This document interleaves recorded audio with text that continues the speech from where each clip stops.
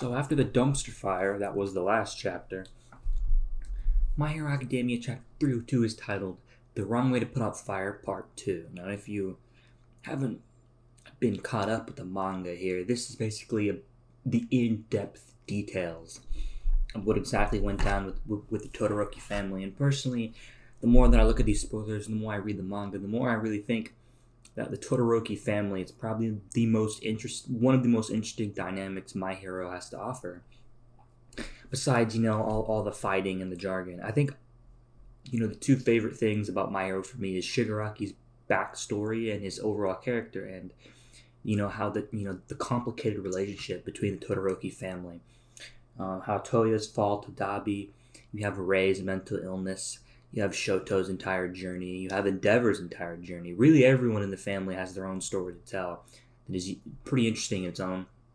So I think shedding this light here, personally, I find truly fascinating, although it is taking away from the prison break that we have seen before. But anyway, we're going to hop back in. So pretty much we start off.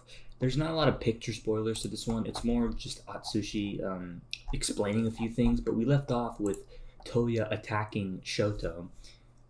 Personally, because you have to remember that Touya was taught to train. He trained very hard to please his father and surpass All Might. And eventually, when Touya couldn't quite get there, Endeavor decided that it was time to have another child. So I'm sure Rei was up for the challenge. And Shoto came out, and now Shoto was kind of, Endeavor's new project, and I'm sure, Touya didn't feel very good about that, so he ended up attacking Shoto. So it says, Endeavor won't let any of the kids approach Shoto. So, it says 5 years later, Shoto was forced by Enji to train while his brothers were playing together. Touya watched Shoto with evil looks from afar. So pretty much this, now that Shoto's the new Touya, he's not allowed to be anywhere near his siblings, and Touya, Natsuo, and Fuyimi are kind of just balling together while Shoto is basically training and doing all that. I'm sure Touya does not feel good about that. We then see that Touya believes that all the women in his family are failures, and that's the reason he didn't talk to them. So Rei ended up stopping Touya from training in the mountains, and she said Touya should look up to someone else other than his father so he can become an ideal man. So obviously we see that, at this point in time, Rei's overall mental health, along with Touya's mental health, isn't entirely high, but we see Rei that still cares about her children, and that she says Touya should look up to someone else other than Endeavor in order to not become Endeavor, because I'm sure Rei does not want that to happen. And as we see, this made Touya very, very angry. It did not make him feel very good. He then said Touya said Rei was just sold to Endeavor because her grandparents were poor, and that's the reason he was born. So we see this family is just not really vibing well, Things aren't going good, but it gets worse, all right? Because at age 13 in the winter, Touya finally learns to use his blue flame. The trigger was his emotional excitement, and because of the charge in his body.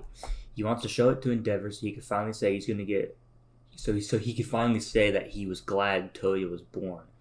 And as we see, this angers the shit out of Endeavor. Why? We don't know. I mean, I guess I know, but... So it's then revealed that Endeavor never taught Touya how to, manage the temperature of the flames he creates, which led to his emotional turmoil and drive into making his blue flame. And as he thinks Endeavor would be glad that he can do it now, we then see Endeavor is extremely pissed. And we then see, there are a few pictures here of Endeavor extremely angry, and then we see a dark version of Endeavor here who is kind of yelling what looks like to be Shoto, waking him up at night with Rei laying next to him. We then see Touya talking to his father, while he's crying. We just see everyone here does not look healthy.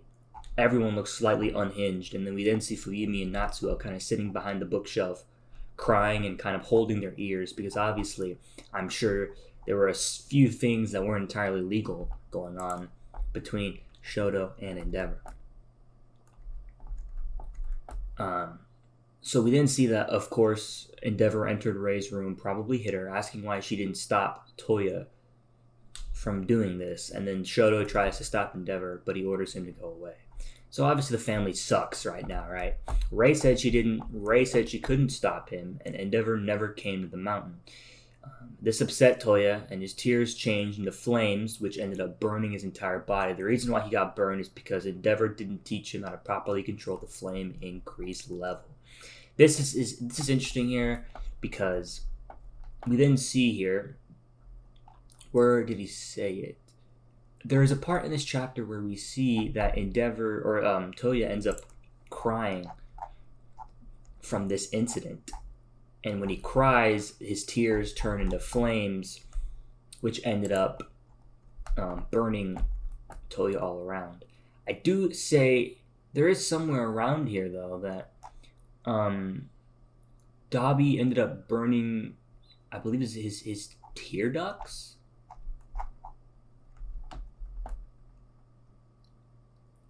Let's see here. I don't think I see it here anymore, but I do remember strictly Atsushi saying that when Shoya cried, he burned like his tear ducts or something. And that's why you see like the burn under his eyes, but I don't see anywhere here. We then see the incident made a gap in the family. Natsuo said it all started because of Endeavor, but he's at fault too if that time he faced Touya. Probably Dabi wouldn't have been born. Rei said all of them are responsible for Touya. So we see here they're talking in the hospitals where the scene is being made, and basically, while Natsuo takes the blame because he says if he had confronted Touya, he might have prevented him from becoming Dabi, but then Rei ends up saying that they're all responsible for Touya, and that they're all responsible for what happened. She said Shoto, who should have hated them all right now, still considers her as her mother and a hero. Shoto ends up consulting with Rei on his decision to fight Touya. If Endeavor can't do it, then he should do it. But then Rei says he can't do it alone. So this is where we get the ending line where it says that all of them kind of come together and say they'll all stop Touya together. And the last line of the chapter is, "They can't stop here. Let's go, Endeavor." And then we end the chapter with Hawks and Best Genius overhearing the conversation in the corridor, smiling, hearing their determination.